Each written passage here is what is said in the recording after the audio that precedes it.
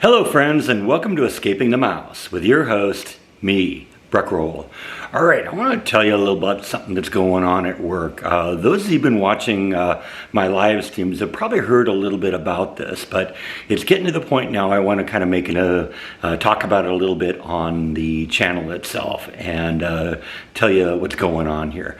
Those of you who've been watching me from the beginning know that this vlog is sort of the story of my life from when I left California, moved to Texas, found a job, found a house, and basically just began my relocation to my new home state.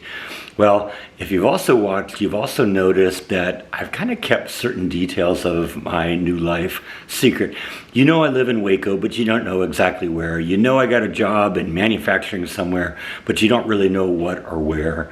And I've kind of tried to keep it that way just because, you know, there's weirdos out there on the internet and you don't want to give them anything that they can use against you. You know, you can get people to start calling in and harassing you at work to try to get you fired, to try and do things to hurt you. It's best just to kind of keep the two worlds separate. Well, I've done the same thing at work. I haven't really told them about my vlogging either. And for the most part, that's been successful, but I knew that wouldn't last forever, that eventually somebody was going to see one of my vlogs and recognize me. And the truth is, that happened about 2 years ago when a guy who I used to work with, used to be in my department, he transferred to another department and just passed me in the hall one day and said, "Yeah, I saw you on the internet the other day." It's like, uh-oh, here we go. And I told him at the time, yeah, I do it. It's just a little something I do on the side. I'm trying to keep it quiet, not let anyone know, but, and he was cool with that. And to my knowledge, he never told anyone. Well, about a year later, a couple guys who are mechanics in my department, they pulled me aside and said they'd seen my videos. And I basically told them the same thing. That, I do the little videos on the side, have fun doing them, but I'm trying to keep it quiet. And they also kept it quiet. They didn't tell anybody. And then a few months later, my boss found out. And it turns out it was, I had just done a restaurant vlog where I went to Taco Casa. And I mentioned in that video that, I'd driven by the place a bunch of times, but, was never really intrigued to go in. But that one of my colleagues at work was really into this place. And, I went and, I wanted to go see if it was halfway good and if it was all that she was saying it was. And when he saw the video and talked to me about it, he said, "Yeah, I knew exactly who you were talking about." And we got a laugh out of it. And the truth is, he's been really cool about it too. He hasn't said anything to anyone so far as I know. But that's led to other things. My boss is kind of like me when it comes to learning things. I'm a tactile person. I'm a visual learner. I have to see it. I have to touch it. I can't read about it. And unfortunately, all of the instructions for running the different processes in our business are in written form. So, I don't learn very well that way, and he doesn't either. And he realizes that we're sort of in the middle of the video generation. And he asked me to produce, right now it's two. I'm working on the first one right now, but there's two ultimately in the works. Training videos using my experience, doing the vlogging and stuff like that. And so I want to talk a little bit about that because that has been a significant difference from any video I've ever produced. I produced, a little over 1,100 videos. I've got 350 live streams.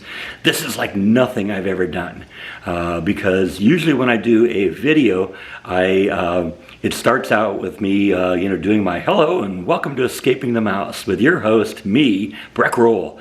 Then I introduce to you what the video is about, and then I just do kind of a stream of consciousness video covering everything and, me commenting on it or whatever. Well, this video was not going to work like that, and let me tell you why it's different. So the subject of this video is supposed to be instructions on how we use kind of an internal database that we use to track production in the department. And it's kind of a little complicated, partly because we designed it ourselves and it's a little bit user unfriendly. It does the job, and if people know how to operate it, it works really well. But unfortunately, a lot of people, especially at the beginning, don't know how to use this thing. So the point of it is to teach people how to use that. And I realized right early on on that this wasn't just going to be a let's point the camera at this at the database software and talk about it and show how to do it. I was going to have to script this out very, very tightly because I needed to know exactly what I wanted to say, exactly how I wanted to say it. And so I sat down and I wrote up a script, and it turned out to be about 5 pages long that covered the subject. I turned it into my boss, kind of got approval. He made a couple of suggestions on improvements for it. And then I had to take that script and figure out what shot that I wanted. I had to come up with a shot list, basically, describing exactly what shot I wanted in each section. And that took a little bit of time because, then you got to figure out exactly how you do that, and then got to go in and do the shots and all that. And that led to another problem, and let me tell you about that. Okay, so this was a problem that I knew was going to be a problem before I started, and I knew I'd have to figure out how to deal with it, and I wasn't sure exactly how I was going to deal with it, but I knew that I was going to have to be showing a lot of footage on the computer screen of this software that we're talking about in order to do it. And one of the problems you run into, you can see a little bit here, that there's these kind of distortions in the image. Look around, the escaping and mouse, and the M and mouse. You see the distortions in there? That's called moiré, and it's caused by the frame rate of the camera and the frame rate of the monitor not exactly syncing up, and it's creating areas of high interference and low interference. And that was going to be a big issue for me because you got to be able to see the stuff that you're working with, and you can't have these distortions. And unfortunately, they can get really bad, so bad in fact that it's almost hard to read what's on the screen. Fortunately, we're looking at big text here, but when you're dealing with like tiny little characters on there, these distortion waves and areas of destructive interference can make what you're looking at very, very difficult to do. And so what I ultimately ended up doing is I ended up pulling way back and showing the monitor kind of from a distance. And then once I find what I want and get it all focused in on there, then I can use the feature in my editing software to zoom in on the section. Yeah, I'll lose a little bit of the resolution from doing that, but it's way better looking than it does with all the moiré. And so like I said, that was an issue that I knew I was going to have to deal with. I wasn't sure how exactly it was going to work, but it has worked pretty well, and that will resolve this one issue. Now, one other thing I knew I was going to have to deal with, when I do my vlogs, basically there's just a microphone on the camera, and everything you're hearing from the in the audio is what's being picked up on the camera. But I knew I had to do a better job on that. I had to do something more professional for the audio. And so I came up with this setup. I've probably mentioned this before. I used to be a recording engineer. That's what I trained by. And I was actually going to be one of those people that sat behind the big mixing consoles and recorded albums. Well, that ended up turning into CDs, but I did do a little stint doing live audio for a local band, and I had some equipment of my own from those days, including some professional level mics and some mic stands and stuff like that. And I also have this cute little digital recorder here that I actually bought a couple years ago.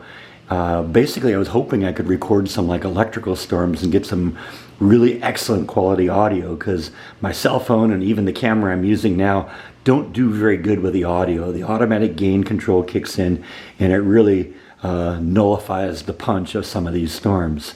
So I got this with the point of doing it. And one of the things I like about it is, in addition to having the mics up here on top, it actually has professional mic level inputs on the bottom.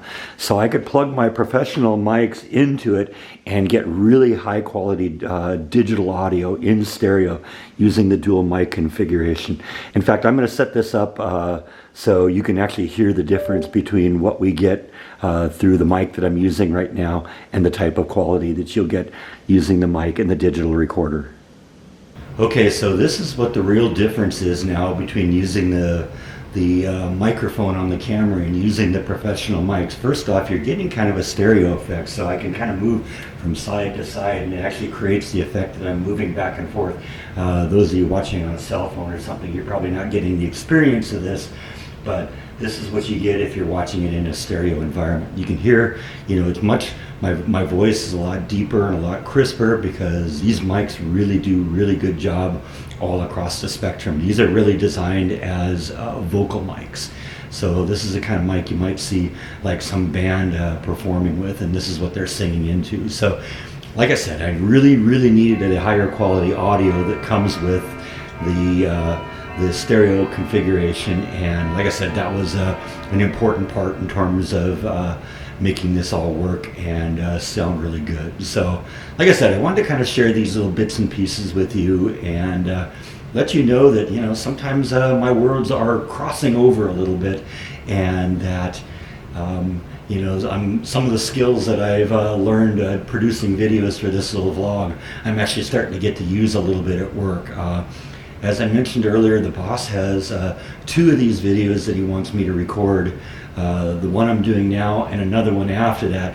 And at this point, I could see this going in a lot of different directions, because if this works out really well and I get good results from this and the boss likes it and I get good favorable response, there could be more videos. This could be something where this could be maybe the next evolution in my work at the company, is going into the training field or something like that, and producing custom videos for different departments, not only my own. I think that would be a lot of fun to do. I get a kick out of doing that. So I don't know. Wish me luck. We're going to see what happens. Anyway, that's all that I have for today. Thank you as always for watching, and I'll see you next time on Escaping the Mouse. Good night.